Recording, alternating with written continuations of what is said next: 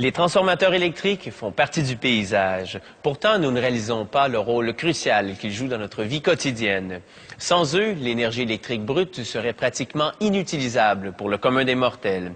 En effet, ces dispositifs convertissent la haute tension des lignes électriques en basse tension convenable pour un usage domestique.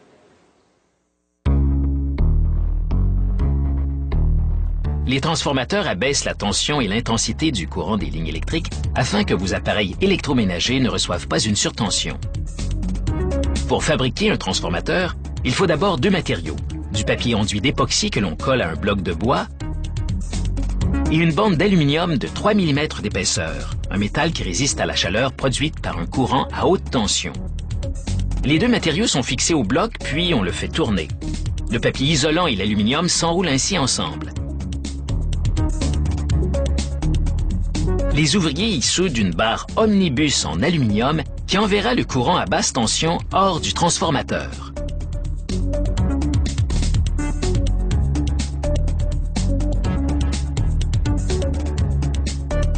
La barre est pliée et le tout est acheminé à un autre bloc pivotant où il sera emballé davantage.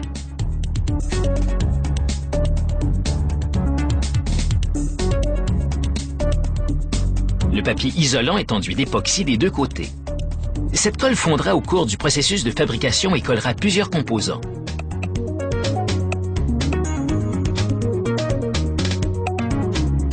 Sur le prochain bloc, un ouvrier colle d'autres papiers enduits d'époxy, puis un fil de cuivre également enduit d'époxy.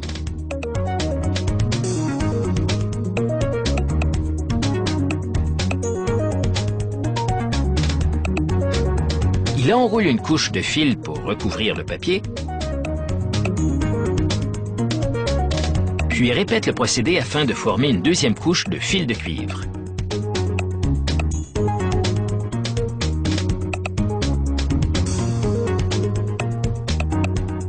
Il soude maintenant un fil de sortie de haute tension au fil de cuivre, puis enroule encore une couche de fil de cuivre.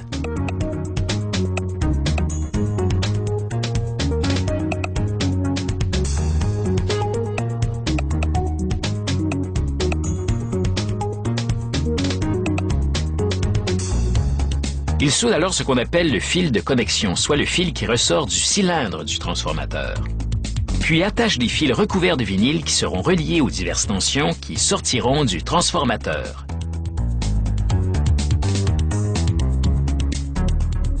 Ce composant qui vient d'être assemblé est la bobine. Maintenant, à l'aide de tôles magnétiques, l'ouvrier fabrique l'autre composant principal du transformateur, les noyaux. Un ouvrier unit solidement la bobine et les noyaux avec des attaches métalliques qui permettront de fixer l'assemblage à la cuve.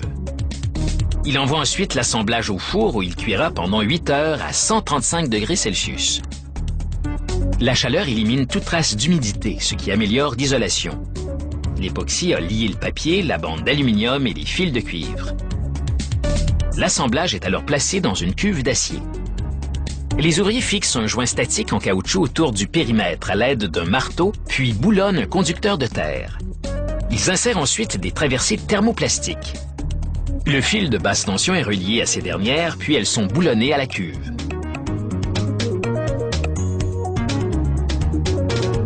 Les ouvriers collent un guide de remplissage d'huile sur le côté de la cuve et mettent en place une machine de remplissage automatisée. Et cette machine remplit la cuve d'huile minérale en créant un vide pour que l'huile se disperse dans la bobine et les noyaux. L'huile est utilisée en raison de ses propriétés thermiques et isolantes. Un détecteur de défaut interne alertera les équipes d'entretien s'il y a un court-circuit. Un ouvrier passe le fil de sortie à travers la traversée thermoplastique et le fixe en place.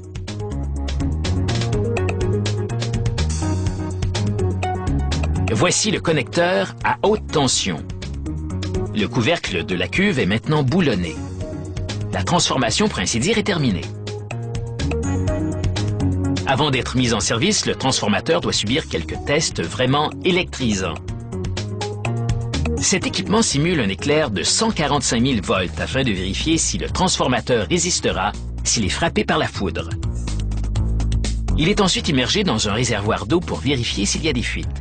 Si le transformateur réussit le test, vous le verrez bientôt sur un poteau près de chez vous.